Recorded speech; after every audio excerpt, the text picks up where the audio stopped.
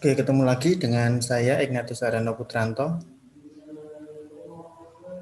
Ini video yang kedua tentang materi sistem informasi akuntansi dengan tema fraud ya, atau penipuan atau kecurangan. Di akhir video yang pertama tadi saya sudah menyampaikan bahwa ada beberapa tipe fraud yang biasa terjadi, terutama ketika kita bicara tentang organisasi bisnis ya. Nah, maka dua tipe fraud itu, yang pertama adalah misappropriation of assets ya, penyalahgunaan aset. Ini sering disebut dengan istilah employee fraud karena biasanya yang melakukan fraud terkait dengan aset ini dilakukan oleh karyawan biasanya. Kemudian yang kedua adalah fraudulent financial reporting atau kecurangan atau penipuan terkait dengan pelaporan keuangan. Nah, ini dilakukan oleh manajemen. Ya, maka sering disebut sebagai manajemen fraud. Oke, kita lihat yang pertama, misappropriation of assets is the theft of company assets by employees. Ya, jadi konsepnya kalau kita bicara tentang penyalahgunaan aset itu yang diajukan oleh Romney and Stanford ini berkaitan dengan pencurian aset perusahaan yang dilakukan oleh karyawan dari perusahaan itu. Nah, kenapa ini bisa terjadi? Di poin yang kedua yang saya highlight adalah the most significant contributing factor in most misappropriations is the absence of internal controls and or the failure to enforce existing internal controls. Jadi kenapa sih kok aset perusahaan itu bisa disalahgunakan, bisa dicuri? Nah, ternyata penyebabnya adalah yang pertama ketiadaan dari pengendalian internal. Di bab yang sebelumnya, chapter 11 ya, di video yang sebelumnya kita sudah melihat bahwa pengendalian internal itu menjadi sesuatu yang sangat penting. Kenapa? Karena pengendalian internal itu memiliki tujuan untuk mengamankan aset perusahaan. Ini sekali lagi konsep itu saya ambil dari bukunya James Hall yang berjudul IT Auditing. Hall mengatakan bahwa ada 4 tujuan sebenarnya dari pengendalian internal. Tujuan pertama adalah mengamankan aset perusahaan. Maka ini jadi jelas ya bahwa kalau perusahaan tidak punya pengendalian internal, maka peluang terjadinya fraud, pencurian aset itu menjadi semakin besar untuk terjadi. Nah, kemudian penyebab yang kedua tidak hanya itu. Romney and Stanford juga menekankan bahwa perusahaan sudah punya pengendalian internal pun ternyata masih tetap bisa ada peluang terjadi misappropriation of asset, terjadi pencurian aset. Loh, kok bisa?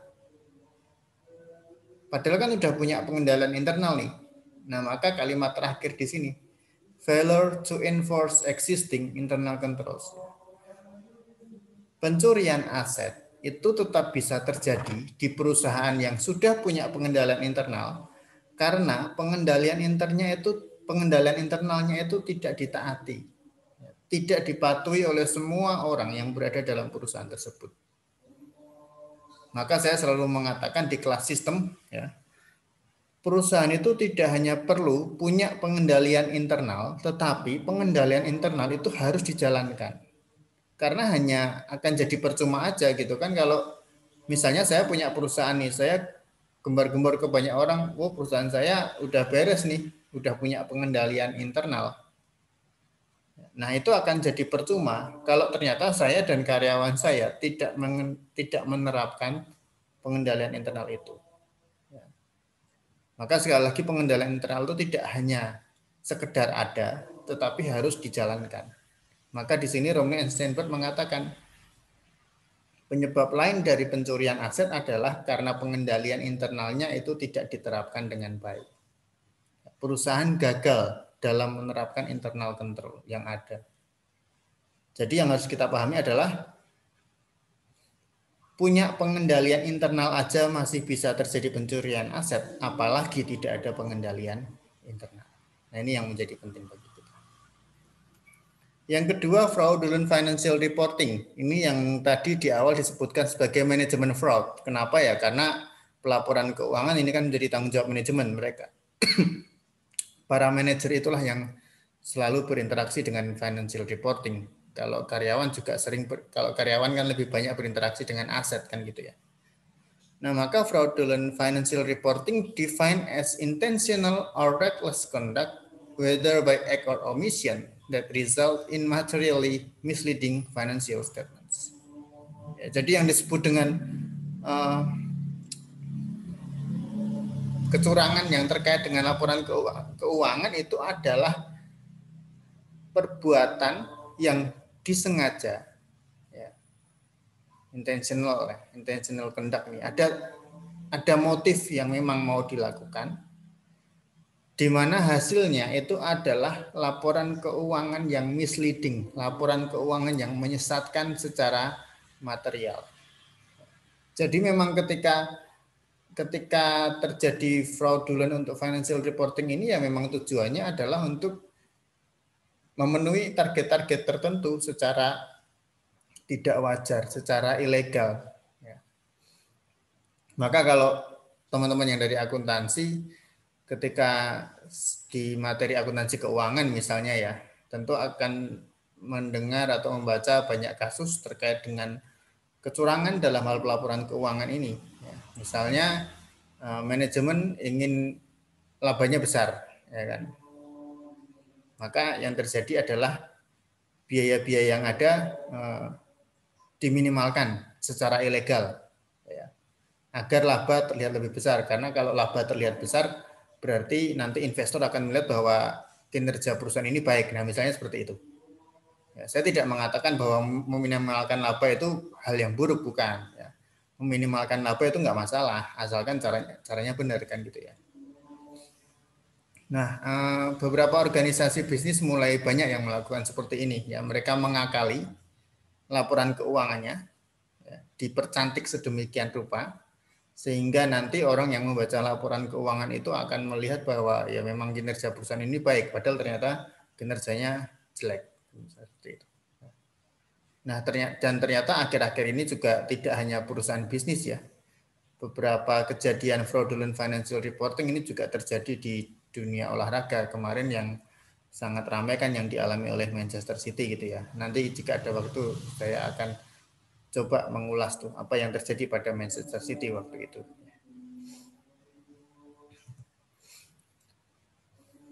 Nah, ketika semakin banyak terjadi fraudulent financial reporting, maka kemudian Tradeway Commission itu merekomendasikan beberapa tindakan, beberapa actions ya, beberapa aktivitas yang bisa dilakukan untuk mengurangi terjadinya fraud dalam hal pelaporan keuangan.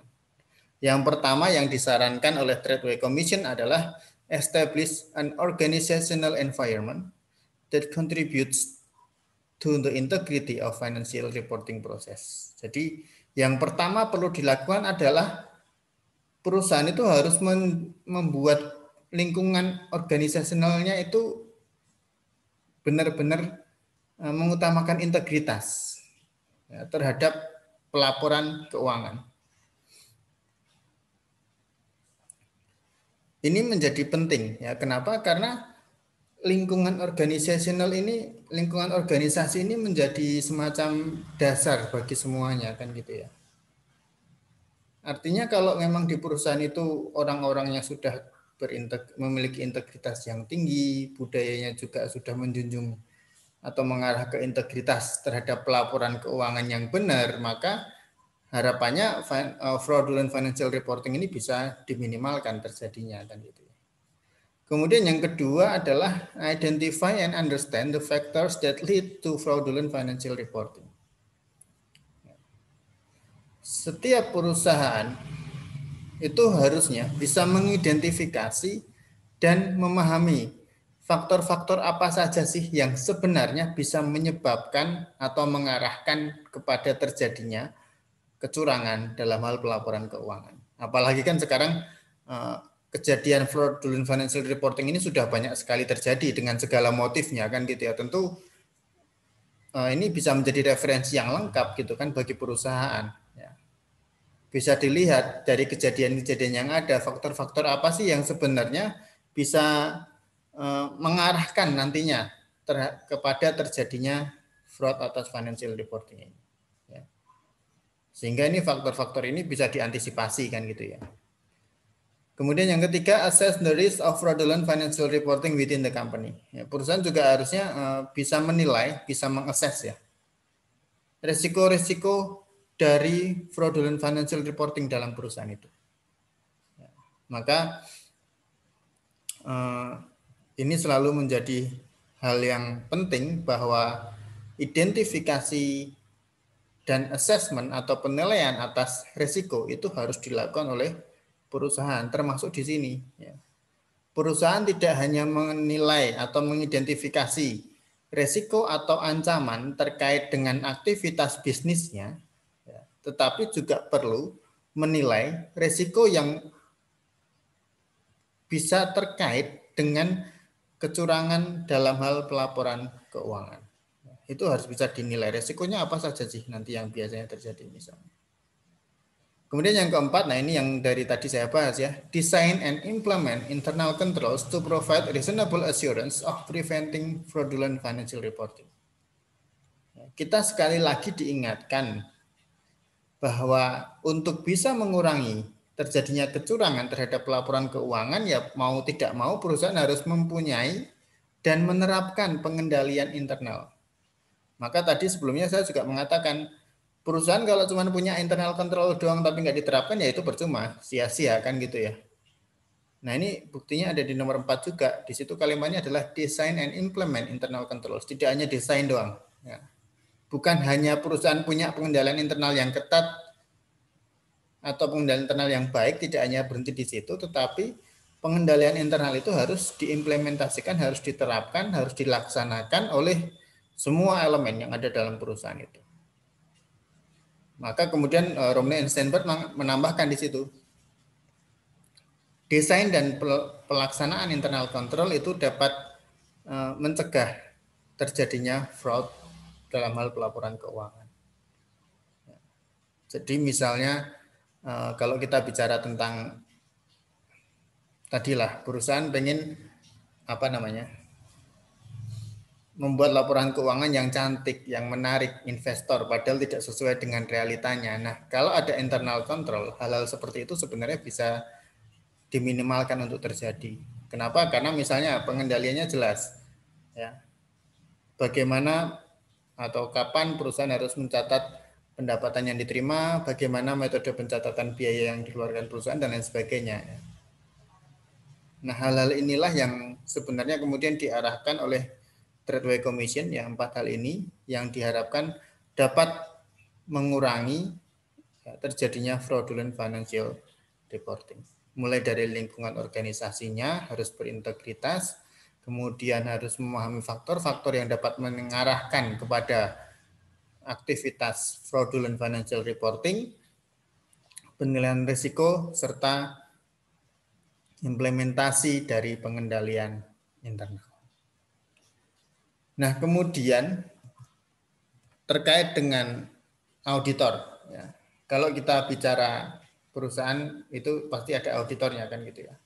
Nah, auditor ini juga harus bisa mendeteksi terjadinya fraud. Maka secara khusus Statement on Auditing Standards atau SAS nomor 99 itu mensyaratkan beberapa hal yang harus dimiliki oleh auditor dalam rangka mampu mendeteksi fraud yang terjadi. Yang pertama adalah jelas auditor harus memahami dulu fraud itu apa, understand the fraud. Kemudian yang kedua, discuss the risk of material fraudulent misstatement. Auditor bertanggung jawab untuk mendiskusikan risiko-risiko apa sih kalau nanti terjadi salah saji yang material ya, kecurangan dalam bentuk salah saji laporan keuangan yang material. Kemudian auditor harus bisa mendapatkan atau menggali informasi, obtain information. Kemudian identify, assess, and respond to risk. Ya.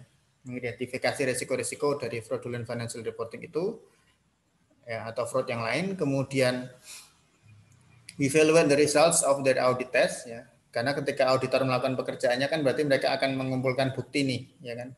Kemudian mereka akan menguji bukti-bukti itu, mengidentifikasi risiko yang ada. Kemudian mereka akan mendapatkan hasil dari pengujian yang dilakukan selama proses audit. Kemudian hasilnya itu akan dievaluasi ya, Setelah itu temuan mereka itu harus didokumentasikan dengan lengkap, kemudian dikomunikasikan kepada manajemen. Dan terakhir incorporate technology focus itu artinya adalah dalam meningkatkan tanggung jawab mereka untuk mendeteksi fraud, auditor juga harus bisa menggabungkan pemahaman dan kemampuan yang mereka miliki dengan teknologi yang ada saat ini. Nah ini kalau ini untuk auditor ya dari sisi yang lain. Kalau tadi kan kita melihat fraud dari sisi perusahaan. Nah ini menjadi penting kenapa? Karena auditor itu wajib untuk memahami apakah memang di perusahaan yang mereka audit itu terjadi fraud atau tidak. Nah, ini menjadi penting. Nah kemudian berikutnya kita akan masuk ke bagian selanjutnya yaitu siapa sih sebenarnya yang melakukan fraud dan kenapa mereka melakukan itu. Nah, di sini ada beberapa hal menarik yang saya highlight dari bukunya Romney and Steinberg. Yang pertama, some fraud perpetrators are disgruntled or unsatisfied and unhappy with their jobs and seek revenge against employers. Ya, jadi, Romney and Steinberg mengatakan bahwa ternyata beberapa pelaku fraud ini adalah karyawan di perusahaan itu yang mereka merasa tidak puas, merasa nggak senang, merasa kecewa dengan pekerjaan mereka atau mungkin dengan perlakuan dari perusahaan mereka tempat mereka bekerja dan akhirnya mereka melakukan fraud itu untuk membalas dendam. Itu yang banyak terjadi. Jadi misalnya saya bekerja di suatu perusahaan terus saya merasa kok usaha saya nggak dihargai dengan layak atau saya merasa dikecewakan oleh perusahaan tersebut, pada akhirnya saya memutusin oke lah akan saya balas apa yang sudah mereka lakukan pada saya. Nah maka kemudian saya melakukan fraud. Nah, itu yang paling sering terjadi. Di sisi yang lain, ternyata bisa juga fraud itu dilakukan oleh karyawan yang baik-baik saja dalam bekerja. Ya. Maka di poin yang kedua, others are dedicated, hardworking, and trusted employees. Most have no previous criminal record. They were honest, valued, and respected members of their community. Kalau tadi di poin yang pertama adalah si pelaku ini karyawan yang mungkin kecewa dengan perusahaan atau tidak bahagia dengan pekerjaan mereka, ya, atau tidak bahagia dengan perusahaan tempat mereka bekerja. Nah kemudian di sisi yang lain kita juga diberikan informasi bahwa pelaku fraud ini bisa saja karyawan yang baik-baik saja, karyawan yang nggak ada masalah dalam pekerjaan mereka. Maka di situ disebutkan others are dedicated, hardworking, and trusted employees. Karyawan yang dipercaya dengan baik oleh perusahaan, karyawan yang memang bekerja keras, yang loyal, yang mendedikasikan hidupnya untuk pekerjaan itu, tidak punya catatan kriminal, orang-orang yang jujur, yang menghargai nilai-nilai tertentu, menghormati orang lain, itu ternyata juga bisa menjadi pelaku fraud.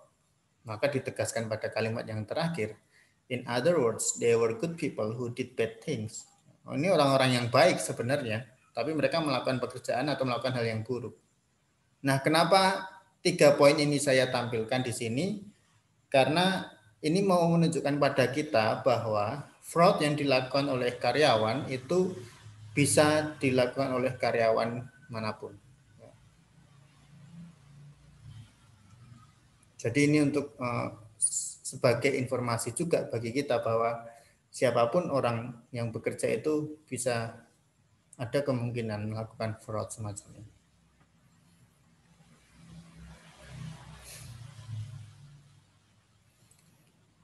Nah, kemudian kalau kita bicara tentang computer fraud ya atau kejahatan atau kecurangan yang terkait dengan komputer, ini juga ada yang menarik juga terkait dengan pelakunya gitu ya. Computer fraud perpetrators are typically younger and possess more computer experience and skills. Jadi si pelaku dari kecurangan terhadap komputer ini biasanya adalah karyawan-karyawan yang usianya relatif muda gitu ya. Kemudian mereka jelas memiliki pengalaman dan skill komputer yang tinggi. Nah, kenapa mereka melakukan itu? Poin yang kedua, some are motivated by curiosity, a quest for knowledge, desire to learn how things work, and the challenge of beating the system. Ya, jadi orang-orang yang melakukan kejahatan atau melakukan penipuan terhadap komputer ini sebenarnya motivasinya macam-macam ya, kenapa mereka melakukan itu. Di poin yang kedua ini disebutkan bahwa sebagian besar itu karena penasaran gitu ya. Penasaran dengan sistem komputernya perusahaan. Ini kalau saya bobol bisa nggak sih? Security sistemnya bagus nggak sih? Nah itu hal-hal seperti itu yang kadang membuat penasaran. Juga ingin tantangan dari sisi knowledge ya. Misalnya saya sudah punya pengetahuan atau knowledge tentang hacking, terus saya bekerja di perusahaan, terus saya pengen tahu nih, bisa nggak sih pengetahuan saya tentang hacking ini saya terapkan dalam sistem kita, dalam sistem perusahaan. Atau bisa juga karena ingin mempelajari hal yang baru, ya. Bagaimana caranya melakukan akses yang ilegal terhadap sistem komputer perusahaan, misalnya seperti itu. Ya, juga kadang di kalimat terakhir ya, ada challenge nih untuk mengalahkan sistem yang ada. Kan kadang kita tertantang gitu ya. Oh, sistem perusahaan sudah bagus nih, masih ada celahnya nggak sih? Bisa nggak sih saya bobol sistemnya? Nah, itu challenge nih. Dan kalau kita lihat di luar sana, beberapa perusahaan memang ada yang sengaja membuka kesempatan untuk itu ya, seperti Google itu yang paling sering. Ya, dia membuka kesempatan bagi siapapun untuk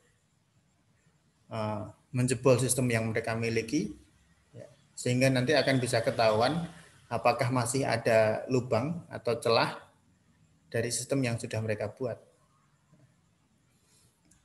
Oke, kemudian poin yang ketiga, some view their actions as a game rather than as dishonest behavior. Ya, jadi para pelaku aktivitas yang merugikan ini sebenarnya ya terhadap komputer itu melihat bahwa aktivitas mereka itu lebih kepada sekedar permainan saja gitu ya. Ya saya cuma penasaran kok bisa nggak sih sistemnya saya bobol, udah gitu doang. Ya. Nah bagi mereka itu permainan, ya, bukan aktivitas yang tidak baik, bukan aktivitas yang tidak jujur dan lain sebagainya. Hanya bermain aja, pengen ngalahin sistemnya, udah gitu doang kan gitu. Nah tapi di sisi yang lain juga ada yang mengatakan bahwa others commit computer fraud to gain stature or reputation in hacking community. Ya. Ada juga yang menganggap bahwa aktivitas penipuan terhadap komputer yang mereka lakukan ini dalam rangka untuk memperoleh reputasi-reputasi tertentu pada komunitas hacking. Nah, ini yang bisa terjadi juga. Saya dulu pernah membaca suatu majalah bahwa para hacker ini kadang juga berkumpul, ya ada semacam konferensi gitu, kemudian mereka akan saling bercerita apa saja yang sudah mereka lakukan kan gitu ya, terobosan apa yang mereka punya dan segala macam. Dan nanti akan ada reputasi tertentu kalau memang bisa melakukan hal-hal ya hacking yang bagi banyak orang itu sulit untuk dilakukan. Nah ini yang perlu kita pahami bahwa fraud apapun itu bentuknya, mau penyalahgunaan aset, fraudulent financial reporting atau fraud terhadap komputer itu jelas ada motifnya ya. Kemudian kita juga harus tahu siapa saja yang bisa menjadi pelaku dari fraud-fraud tersebut. Nah, nanti di video yang setelah ini, di video berikutnya saya akan mencoba menyampaikan ya, konsep segitiga fraud. Ini banyak sekali diacu sebagai teori untuk mengungkap kasus-kasus fraud yang ada, ya, fraud triangle. Nanti akan saya bahas di video yang ketiga. Maka video yang kedua sampai di sini dulu. Terima kasih, kita bertemu lagi di video berikutnya.